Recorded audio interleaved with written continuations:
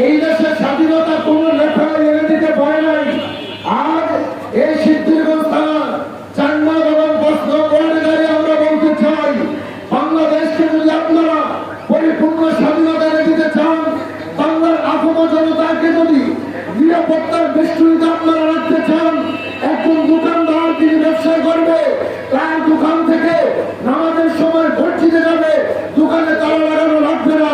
একজন মা রাস্তায় বের হবে, হোক সেটা দিনের বেলা অথবা রাতের অন্ধকারে, রাস্তায় বের হইতে তার চিন্তা করতে হবে না যে আমি রাস্তায় বের হলে আমার ইজ্জত নিয়ে কোনো ভয় থাকবে কিনা।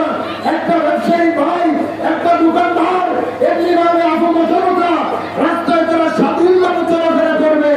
এইরকম একটা পরিস্থিতি যদি আপনারা তৈরি করে দিতে চান, এই দেশকে যদি ওই রকম একটা শান্তি রাষ্ট্র হিসাবে, কল্যাণ রাষ্ট্র হিসাবে যদি আপনারা গঠন করতে চান, জাতীয় পার্টি ছাড়া বিকল্প কোনো রাস্তা পাবে না।